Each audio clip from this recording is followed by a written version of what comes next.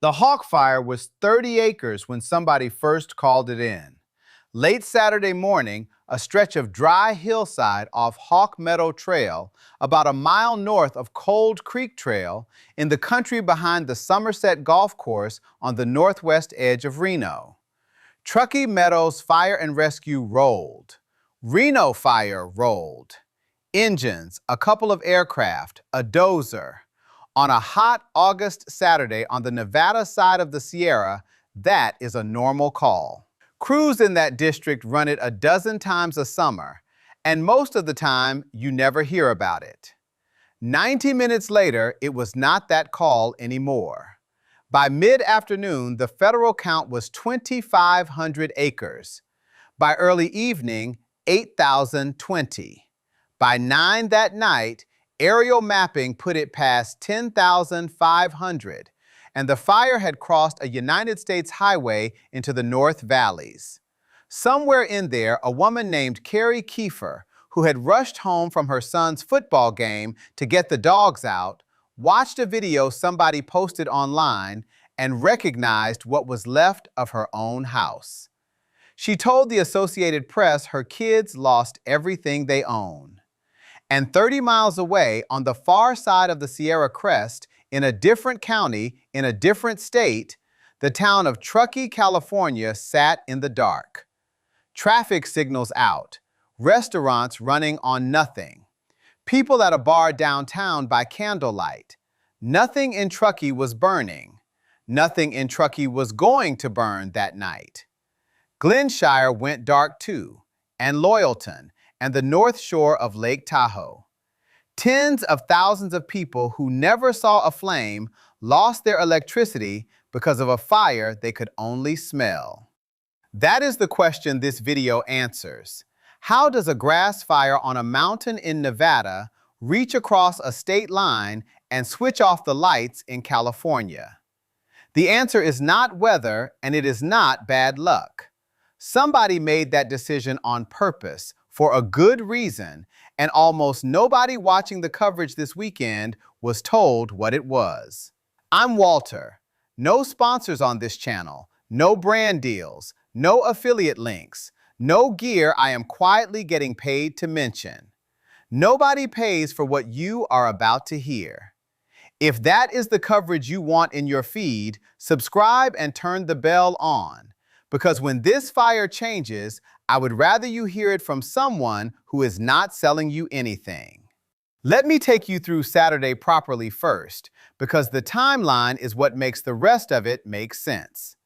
The National Weather Service office in Reno had a red flag warning up before the fire ever started, running from 11 in the morning to 11 at night, covering the northern Sierra front and stretching north through Washoe County along the California line.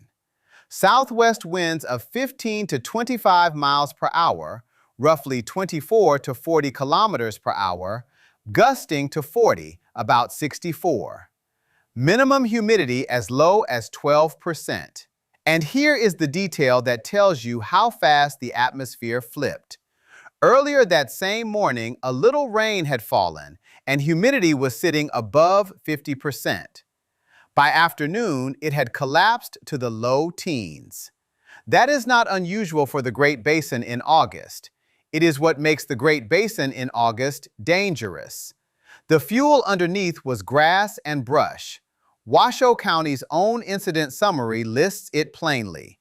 And that matters because grass does not behave like timber. A timber fire builds. It has to preheat. It has to work. And you can often watch it come. Fine fuels do not. Grass and light brush carry fire at the speed of the wind pushing them, and they are done burning almost the moment the flame front passes. Fire behavior people call them light, flashy fuels for a reason. The federal summary for Sunday described extreme fire behavior pushed by wind through those fuels in significant runs. That is agency language for a fire that was not being fought so much as followed. By early afternoon, Truckee Meadows fire had it at 2,500 to 3,000 acres, moving northeast toward Virginia Street, Roughly 1,000 homes threatened. Incident Command asked CAL FIRE for 10 more engines, 2 dozers, and 2 hand crews. C-130s and DC-10s cycled out of McClellan to reload with retardant, and the evacuation map kept getting redrawn. First, it was north and northwest of Somerset and north of Verde, mostly empty country. Then warnings went up on the west side of US 395 for Golden Valley, Lemon Valley, and Stead. Then, in the evening, every warning in Washoe County was upgraded to an order at once. Then, the Somerset community itself, from Somerset Parkway up to Robb Drive, and neighborhoods running north of West 7th Street to North McCarran. By Sunday, the Go Now zone had reached the edge of the University of Nevada, Reno campus. Around 7:20 in the evening, radio traffic indicated the fire had jumped Highway 395 to the north side near Peppermint Drive. That is the moment this stopped being a fire in the hills and became a fire in a metropolitan area of 500,000 people. Governor Joe Lombardo declared a state of emergency for Washoe County and activated the Nevada National Guard, 60 troops with a CH-47 Chinook and a UH-60 Blackhawk. By Sunday, roughly 90,000 people in Washoe County were inside a zone that either told them to go now or told them to be ready. The Red Cross reported 465 people slept at the Reno Sparks Convention Center Saturday night, with another couple hundred in cars and RVs in the parking lot, because the first evacuation center had already filled up. 6 people were hurt, 3 civilians and 3 first responders. Officials have confirmed structures were lost and said straight out that conditions kept damage assessment teams from getting in to count them. The cause has been determined to be human. The investigation is open and no further detail has been released. Now, the part of Saturday night that firefighters will tell you about and reporters usually skip. In the Great Basin, the overnight hours are supposed to be when crews get their opening. The sun goes down, the air cools, humidity climbs back, and the fine fuels pull moisture out of the atmosphere and stop carrying fire as freely. Firefighters call that overnight recovery, and it is not a nice to have. Whole operational plans are built on it. Night shift is when you get line around a fire that ran away from you in the afternoon. That recovery did not come. The Reno Forecast Office noted overnight recovery near the Hawk Fire was only running in the 35 to 45% range, and said in its own fire weather discussion that the burn period could extend into the overnight hours because of it. A state forestry official put it plainly at Sunday's briefing. Temperatures and winds normally back off at night in Nevada and give crews a chance, and Saturday night, neither one did. Picture what that means on the ground. Grass fuels that respond to humidity in minutes rather than hours. Wind that never laid down. A fire already across a divided highway. And crews counting on darkness to hand them a break that darkness never delivered. That is how you end up at 0% containment 2 days into an incident with 1,000 people assigned to it. Not because anybody did anything wrong, but because the atmosphere did not do the one thing everybody planned around. Now let me get to the lights, because this is the part I actually made this video for. There are 2 entirely different ways a wildfire takes your power out, and most people only know one of them. The first is obvious. The fire burns the poles and the wires. That happened here. NV Energy has said it has reports of downed poles and lines that will have to be repaired or replaced before service is restored in those areas. The second is the one nobody explains, and it is the bigger and faster of the 2. The utility switches the power off on purpose. The industry term is emergency de-energization, and here is why it exists. An energized power line next to an advancing wildfire is not just a power line anymore. It is a second ignition source. A conductor slaps in a gust and arcs. A wooden pole burns partway through and drops a live wire into cured grass. Equipment fails in the heat. And now, instead of one fire, you have a new start downwind, in country where nobody is positioned, at a moment when every engine in the county is already committed. So the utility opens the circuit. NV Energy calls it a proactive safety measure to reduce the chance that electrical equipment contributes to fire activity through secondary ignition. In plain English, they would rather you be in the dark than be the cause of fire number 2. That is a defensible call, and given the choice, I would make the same one. But look at what it cost, because the cost is the story. On Saturday, 2 of the facilities NV Energy shut down were critical high-voltage transmission lines. That one word carries everything. Distribution lines are the ones you can see from your driveway.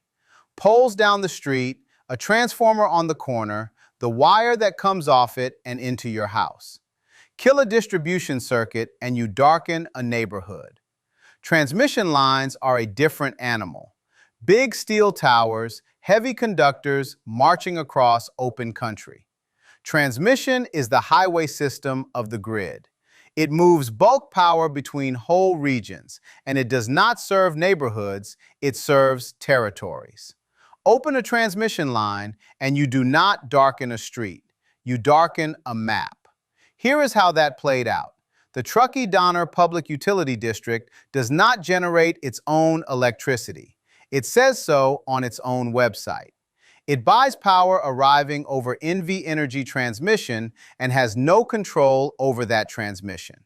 So when NV Energy opened those lines, every customer Truckee-Donner has went out at the same moment, more than 12,500 by the district's own count. Liberty Utilities is in the same position, its transmission feed running through NV Energy too. Liberty reported service to North Lake Tahoe, Truckee, Glenshire, Loyalton, and nearby areas de-energized, affecting roughly 22,000 of its customers. Add those together, and you get something in the neighborhood of 37,000 customers across the California side of the state line who lost power because of a fire burning in Nevada. Not one of those communities was in the fire's path. Not one of them was ever going to be. They were simply downstream on the same wire. And a customer is a meter, not a person. 1 meter can be a house with 5 people in it, an apartment building, or a water pump serving a subdivision. 37,000 meters is a very large number of human beings. On the Nevada side, the figures are messier, and I would rather be straight with you about that than hand you the number that sounds biggest. NV Energy's own outage page showed roughly 27,000 Northern Nevada customers out in Reno, Sparks, and Copperfield Saturday evening. Reno Public Radio reported about 50,000 out across Reno and Sparks that same night, and said plainly in its live coverage it could not confirm all of those were fire-related. Several national outlets have since cited a peak near 60,000. By Sunday afternoon, NV Energy's release put the remaining number near 10,000, with gas service also shut off to roughly 250 more for safety. Those numbers do not reconcile.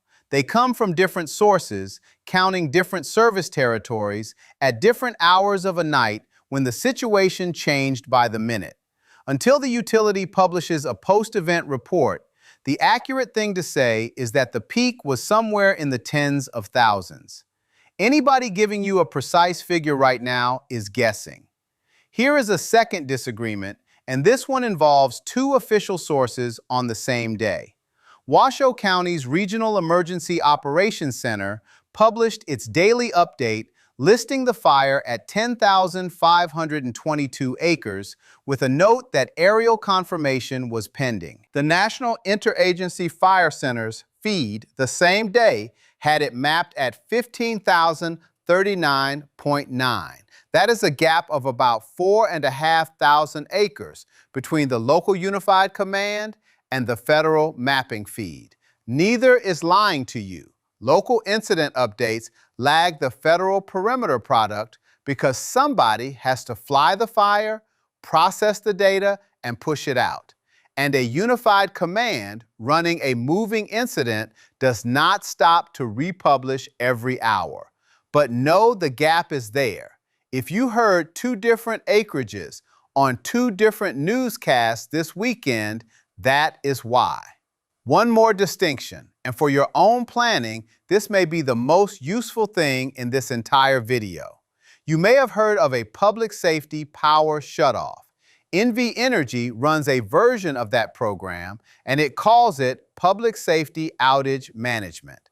Truckee Donner publishes a whole page explaining it to its customers because Truckee is downstream of it. Read how the planned program is supposed to work. NV Energy's weather specialist forecast extreme conditions. Truckee Donner then attempts to notify customers twice, once in the window of 48 to 24 hours before the outage and again 12 to 4 hours before. Power goes off. When the weather event ends, crews have to physically inspect and patrol the lines before anything is re-energized. And those patrols take 12 to 24 hours. Then, after NV Energy restores transmission, Truckee Donner still has to complete its own distribution patrols, another 8 to 12 hours on top.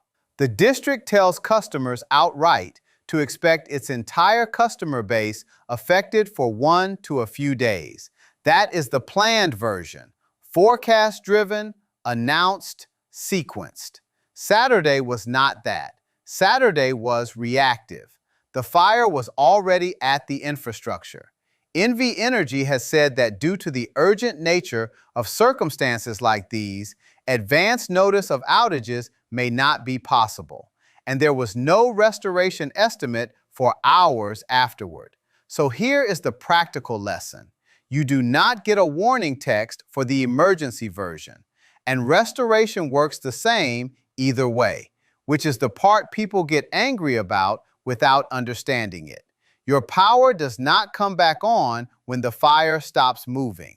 It comes back when a human being has laid eyes on every mile of line between the generation and your meter and signed off that it is safe to energize. In burned-over country, in terrain, with crews awake 30 hours, that takes as long as it takes. And where there are downed poles, and here there are, that section is not being inspected. It is being rebuilt. If this is the sort of thing you want explained instead of glossed over, do me a favor and hit subscribe. It genuinely helps this channel reach the people standing in a driveway at 2 in the morning trying to figure out whether to load the car. Because electricity was only part of what came offline this weekend, the emergency room at North Valleys, an extension of Northern Nevada Medical Center, closed and moved its patients and staff to other facilities under a mandated evacuation. If you live in the North Valleys and had a cardiac event Saturday night, your nearest emergency department was not where it had been that morning. Northwest Specialty Hospital, inside an evacuation warning area, moved its rehabilitation and behavioral health patients out as a precaution. The sheriff's office said it was monitoring the fire in case it had to evacuate the county jail. Think about what that operation involves and how few agencies have actually rehearsed it. The federal incident summary lists the railway and communication towers among assets impacted or threatened, and Peavine is no incidental hilltop for that second one. Peavine Peak sits about 7 miles northwest of downtown Reno, and the radio coverage from that summit over the Truckee Meadows is about as good as it gets in the region, which is exactly why so much sits on it. Commercial relay sites, amateur and emergency repeaters, public safety interoperability channels, the shared frequencies agencies fall back on when a big incident forces departments who normally never talk to each other onto the same net. A fire running the flanks of Peavine is a fire running through the region's communication spine at the moment that spine is carrying the response to the fire. Rail took a hit too. A rail safety group reported the Union Pacific branch, known as the Reno Industrial Lead, over instead, fell inside the evacuation footprint and contacted Union Pacific's Emergency Communications Center directly to make sure the railroad knew. Reno Stead Airport closed to general aviation while staying open to firefighting and military aircraft. Washoe County School District canceled classes along with Truckee Meadows Community College and Coral Academy. And there is one more failure this weekend that I want on the record, because it is not a criticism of firefighters and it should not be read as one. Officials told people to get their information from two places, the Watch Duty app and Perimeter Map. That is sound advice, and those are good tools. But this is Reno, a local outlet covering that community since 2009, documented that during the worst of it, government sources sent little to no information to news media, and that Watch Duty's last fire report went up around 11 Saturday night, with the next not posted until about 9 Sunday morning. Perimeter Map's last update went out at midnight. So for roughly 9 hours overnight, during the most dangerous window of an incident, already at 10,000 acres and running, the two channels people had been directed to were quiet, while an unknown number of those same people had no electricity and a fire was burning through the mountain that carries the region's radio. I am not saying that to assign blame. Everybody involved was flat out. I am saying it because it is the strongest argument I can make for what I am about to ask you to do. Here is where things stand as of this recording, and then what I want you to actually do about it. Unified Command is the United States Forest Service, Truckee Meadows Fire Protection District, and the Reno Fire Department. Personnel climbed through the incident, roughly 400 Saturday night, around 800 by Sunday, with officials describing about 1,000 first responders across the fire and its supporting operations. 10 air resources listed as state, local, federal, and international. An interagency incident management team is inbound, and a great many of those crews came straight off the Bug and Stallion fires, which had only just wrapped up in the same county. The stated goal is to keep the fire south of Cold Springs and north of Somerset, with dozers on the south and east flanks cutting a fuel break between the fire and the residential areas. Crews are doing what is called point protection, which means what it sounds like. Instead of holding a continuous line around a fire that is outrunning you, you post resources at individual structures and defend them one at a time as the fire arrives. On the weather, the near term is the better half of the news. A ridge over the southwest keeps things seasonably warm with afternoon winds gusting in the 20s, and there is a chance of isolated showers and thunderstorms shifting north into Lassen, Modoc, and northern Washoe counties. Understand what that mixed blessing is.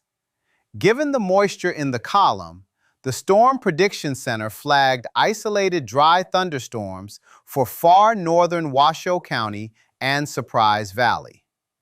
A dry thunderstorm drops lightning and outflow gusts without much rain reaching the ground. That starts fires. It does not put them out. The window to circle is midweek. An upper low tracking toward British Columbia will tighten the pressure gradient across the region, and the Reno Forecast Office expects afternoon winds to increase Tuesday through Thursday, gusting around 35 miles per hour, roughly 56 kilometers per hour, and near 40, about 64, in wind-prone areas. Model guidance put a 50 to 80% chance of gusts topping 30 across parts of Northeast California and Northwest Nevada. And the Storm Prediction Center's fire weather outlook placed those same areas under a 40% chance of critical fire weather conditions on those days. Be careful how you hear that. Those are outlook products and model probabilities, not warnings, and not a forecast of what will happen. The Reno office itself said widespread critical fire weather conditions are not currently anticipated, only that elevated to locally critical concerns are on the table. But for a fire at zero containment in grass with miles of open flank, that midweek window is the one that matters. If a red flag warning gets issued for it, that is your cue the outlook became a forecast. Smoke is its own problem. The Reno office has been running smoke model output and expecting reduced visibility and degraded air quality across the Reno-Sparks metro. That is model guidance, not a measurement, so check air now for what the monitors actually read where you live. So, what do you do with all of this? If you are inside a warning or order zone right now, none of the standard advice has changed, and I am not going to dress it up. Go when you are told. If anyone in your household needs extra time, mobility, medical equipment, animals, small children, leave on the warning, not the order. Do not call 911 for evacuation information. Washoe County has a fire information line at 775-244-6988 and a 311 line for evacuations, plus the perimeter map for zones. Every information call to dispatch is a call somebody having a heart attack cannot get through on. And learn your evacuation zone number tonight, before you need it, because when the alert comes, it will name a zone, and you do not want to be learning the system in the dark. But here is the part almost nobody plans for, and it applies whether you live instead or in Loyalton or 3 states away. Build a power plan alongside your fire plan. Start with medical, because that is where this kills people. If anybody in your house runs on electricity, oxygen concentrator, CPAP, a feeding or infusion pump, a power wheelchair, refrigerated medication, know tonight how many hours your backup gives you and exactly where you go when it runs out. Call your utility and ask about their medical baseline or critical care program, because most have one and it puts you on a priority notification list. Do not find that out in the dark with a dying battery. Water is next. If you are on a well, no power means no pump, which means no water. Not for drinking, not for a toilet, not for wetting down your property. Your defensive supply and your household water vanish in the same instant. Store water ahead of time, and if you have a pool or a tank, know how you would get water out without electricity. Know how to open your garage door by hand and pull the release once so you have done it before. That is where the car is. Fuel pumps and card readers both need electricity. Keep your tank above half through fire season and some cash in the house, because during an area-wide outage, the gas station and the grocery store are cash only or closed. Charge your phone and get a battery bank that will do 2 full charges. Cell sites run on battery backup, and that backup is finite. So treat cell service as something you may lose hours into an event rather than something that will be there. Keep a NOAA weather radio with fresh batteries and know your local frequency, because when the towers go quiet and the power is out and the apps stop updating, broadcast is what is left. That is not nostalgia. That is what happened here. If you run a generator, outside only, well clear of windows, doors, and vents, and never in a garage even with the door open. Every fire season, somebody survives the fire and then dies of carbon monoxide in their own house. And get a battery-powered carbon monoxide alarm, because the plug-in one does nothing during an outage, which is precisely when you need it. The people in Truckee did nothing wrong this weekend. Not in a fire zone, not in an evacuation zone, not in the same state as the fire, or the same county, or on the same side of the mountains. They lost power because 2 high-voltage lines crossing a burning mountain in Nevada had to be opened for safety, and the electrical grid does not draw its map around county lines or state lines or the boundary of anybody's evacuation zone. That is what I want you carrying out of this one, and it is bigger than the Hawk Fire. When you look at a fire map, your eye goes to the red polygon and you decide whether you are inside it. But the polygon is the burn scar. It is not the reach. The reach of a wildfire is the reach of everything that fire is wired to. The transmission crossing it, the repeaters on the summit above it, the rail at its edge, and the hospital close enough to have to move its patients out. You can be far outside the red and still have your night turned upside down. 30 acres behind a golf course did all of that in about 9 hours. This one is still moving, and I want to be honest about the shelf life of what I just told you. The acreage, the containment, the outage counts, and the structure figures are a snapshot, and some will be wrong by the time you watch this. Damage assessment teams still had not been able to safely get in to count what was lost. When those official reports come in, I will bring you the update. If you want it when it lands, subscribe and turn on notifications so it reaches you instead of getting buried.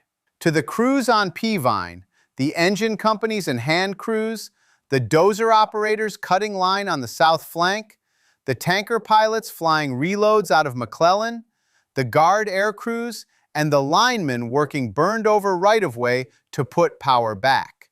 Thank you. That is a hard job on a good day, and this was not one. And to every family in Somerset, Golden Valley, Lemon Valley, Stead, and Verde still sitting in a convention hall or a car in a parking lot, waiting to hear whether there is a house to go home to, you are on our minds tonight. Keep your phone charged, keep your plan close, and I'll see you on the next one.